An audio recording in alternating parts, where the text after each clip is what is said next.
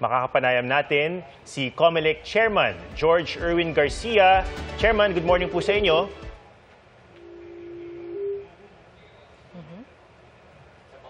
Chairman Garcia.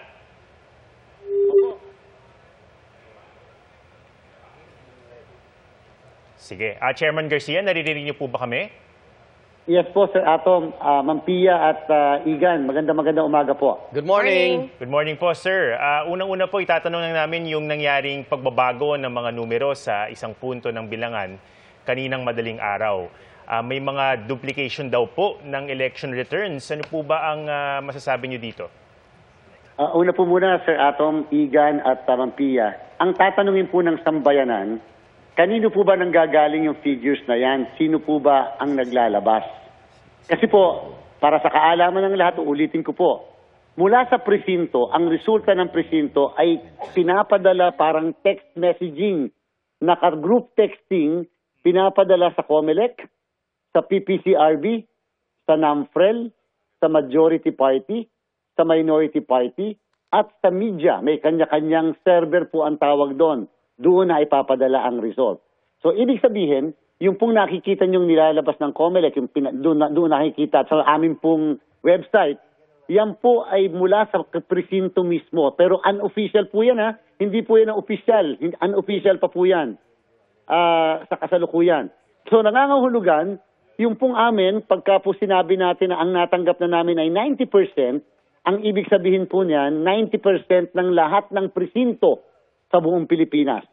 Ibig sabihin, kung may 94,000 precincts, ang natanggap na naming resulta mula sa presinto ay 90% sa 100% na yan.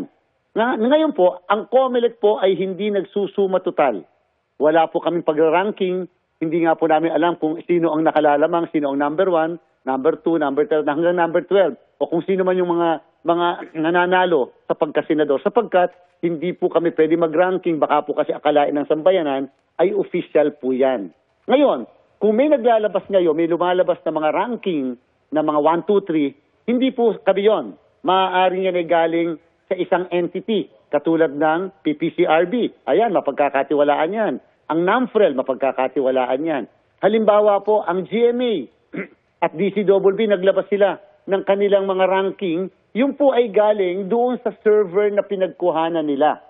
Na nangangahulugan, dapat pare-parehas yung natatanggap ng lahat ng servers na ito. Nagpadala ako kay Sir Atom ng I love you, dapat kay Ma'am Pia I love you matatanggap. Kay Sir Igan, dapat I love you matatanggap. Dapat pare-parehas tayong apat na natatanggap.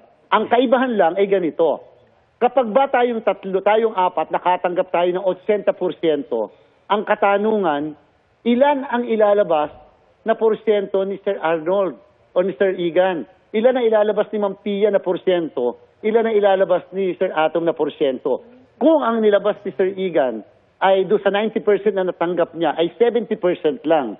Si Ma'am Pia ang nilabas niya 80%. Si Sir Atom kumpletong 90% ang nilabas. Malamang-lamang po magkakaiba ang figures na yan ng suma total. Pero hindi nangangahulugan na mali ang mga nilalabas po nila. Nagkataon lang, hindi nilabas ng isa yung kabuuan at yung isa naman, mas minarapat na ito muna. Kasi ika-countercheck ko muna kung tama talaga ang lahat ng natatanggap natin. Ngayon, kung may lumabas ngayon kaninang madaling araw, ang tanungin po natin, kanino ba nanggaling po yun? Kasi kung nakalagay lang doon is halalan 2025, ni walang entity nakalagay, ni wala man lang kung kanino nakalagay, isa lang ibig sabihin, may nagmi-misinform o na magmamaniubra nung nilalabas na resulta para sa public perception lang. Hindi yan nanggagaling doon sa mga entities na nakatanggap talaga ng result mula sa presinto. Chairman, sa gitna po ng excitement, tawagin na lang natin, medyo tense po yung atmosphere dahil sa nag-aabang lahat ng resulta ng eleksyon. Ano po ba ang inyong panawagan o may papayo sa publiko? Saan po ba dapat sila tumitingin at paano po nila i-verify na yung kanilang nakikitang resulta ay talagang ito yung totoo, yung partial unofficial na galing mismo sa COMELEC? Yung pong website ng COMELEC ay naglalaman ng tunay na boto galing sa presinto. Presinto nga lang po, wala lang kaming suma total. Di kung kayo po ay gusto nyo pagtsagaan na i-compute yung lahat na nakuha sa bawat presinto, pwede po yun. Kaya na po na medyo madami-dami yun kasi lahat-lahat ng presinto ay more or less 94,000 eh. So yan po lahat-lahat na yan. Wala po kami suma total. Yung mga media, pwede po magsuma total. Nasa kanila po yan. Ngayon po, ang opisyal na canvassing ay magsisimula ngayong alas 10 ng umaga. At aalamin po ng National Board of Canvasser, may pumasok na ba na Certificate of Proclamation mula sa iba't ibang Provincial Board of Canvassers.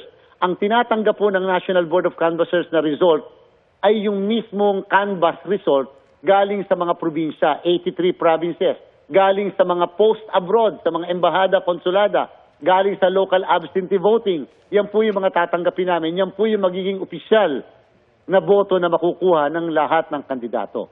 Chairman, ang natanggap kong impormasyon mula sa social media na inirereklamo yata, mula 25 million, naging 21 million yung isang kandidato. So, maaari nyo bang mawala yung pangamba ng publiko, bagamat ito'y partial unofficial, na walang dagdag bawas dito sa bagong sistema at abangan na lang yung alas 10 na pagbibilang ng Commission on Election, Chairman? Opo, kasi ang tanungin po natin, Sir Igan, sino ba yung naglabas na yon? Kanino ba galing yon? Sure na sure, hindi po galing sa COMELEC yon. Sapagkat wala po kaming suma total. Wala po kaming overall total at ranking. Hindi po namin ginagawa yon. Hindi po kami gumagawa po ng ganon. So kung may suma total na nilabas, ranking 1, 2, 3, 4, sure po yan sa mga kababayan natin, hindi po yan sa COMELEC nang galing.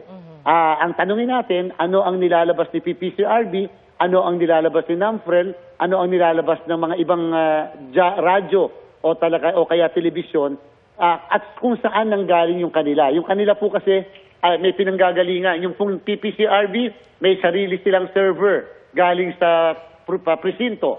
Yung po naman pong NAMFREL, may sarili din silang server ng result galing sa presinto. Yung media, halimbawa po ang DCWB at GMA7, kumukuha po kayo ng result mula sa media server na tinatawag na dapat pare-pareha. So kung may mga pagbaba ng boto, ay hindi po yung galing sa atin, baka po kahit sa inyo, hindi po galing sa inyo yan. Baka galing sa ibang entities yan o yung nagmi-misinform. Opo. Chairman, sa pangkalatan, ano assessment mo dito sa election 2025? Masaya ka ba?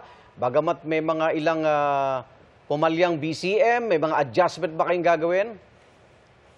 Yung pong sinasabing pumalya, hindi po, issues lang naman po kasi may mga BCM na kinakailangan na palitan, 311 po lahat yun, kumpara noong 2022 na 2,500 naman. Opo. Ako po, ang akin po talagang sentimiento, sana po mapag-isipan na ng ating mga ginagalang na mambabatas. Alam niyo po, noong 2022, ang ating pong botante ay 66 million. Ito pong 2025, ang botante natin 68,431,000. Pagdating po ng 2028, ang magiging botante na po natin ay 70 to 71 million. Napakasisikip na po ng ating mga classrooms. Hindi naman po yan talaga lumalaki ang voting population, hindi lumalaki yung mga lugar kung saan tayo bumoboto. At ang pagboto ng mga Pilipino, lagi pong Mayo. Ibig sabihin, napakainit po ng pagboto natin. Sana po mapag-isipan na baka pwedeng pamayag na sa batas na maggamit ang mga private areas para po doon tayo makapagpaboto. Katulad po ng ginagawa po namin sa mall voting. Napaka-komportable, malamig. Pagkatapos walang vote buying, walang violence. Sana magkaroon na ng batas na papayag na gumamit ng mga private buildings para sa pagsasagawa ng ating po mga halalan. Para naman po lalo sa mga nakatatanda, komportable ang pagboto nila. Chairman, actually, yun yung naging report nung ilan sa mga reporters natin na nakapag-cover doon sa mall voting. Maayos at hindi nagkakaaberya doon sa makina dahil nga malamig yung lugar. So sabi nila parang tuloy-tuloy lang yung pagpasok ng mga balota. So actually, Chairman, abangan namin yung naging obserbasyon ng COMELEC based on the midterm elections na magagamit natin pagdating sa susunod na presidential elections. Pero Chairman, tatanong ko lang kasi nabanggit nyo kanina na 10 a.m. mag-uumpisa yung inyong official canvassing. Meron ba tayong expected timeline sa araw na ito kung ilang porsyento ang expected natin na makanvas sa buong araw na ito? Ma'am Pia, depende po yan kung ilan yung darating sa atin na certificate of canvass mula sa iba't ibang probinsya. Kung may 83 provinces tayo, kung may nakatapos na, ay at least po matatanggap na natin yon yung kanilang official na canvas na yan. Halimbawa, Batanes, baka naman nakatapos na ang Batanes, makakanvas na po namin yan. Para ang local absentee voting, sure po ako, dahil natapos na po sila kagabi na makakanvas na po natin yan. So kami po ay magdedire-diretso ng pagkakanvas hanggat may dumadating na certificates of canvas of votes and proclamation. So, Chairman, pagkatapos po ba, as soon as matapos ang canvassing, ibig sabihin, pag-uusapan na yung mga naging observations po ninyo para ito po ay magamit sa 2028 elections? Dapat po talaga para po magkaroon tayo ng mga panukalang batas para i-improve natin ang ating halalan. Lalo na po yung pagboto ng mga vulnerable sectors po natin. Kasi nga po, alam niyo bang pinopropose natin, Ma'am Pia, early voting law para sa mga senior citizens. Nakarating na po ito sa Kongreso, sa House. Na-approve po nila, kaya lang po hindi po ito naipasa bilang batas. Dapat talaga, yung mga nakatatanda, parang local absentee voting ng media. Isang linggo bago mag-eleksyon, dapat pinapaboto na po sila.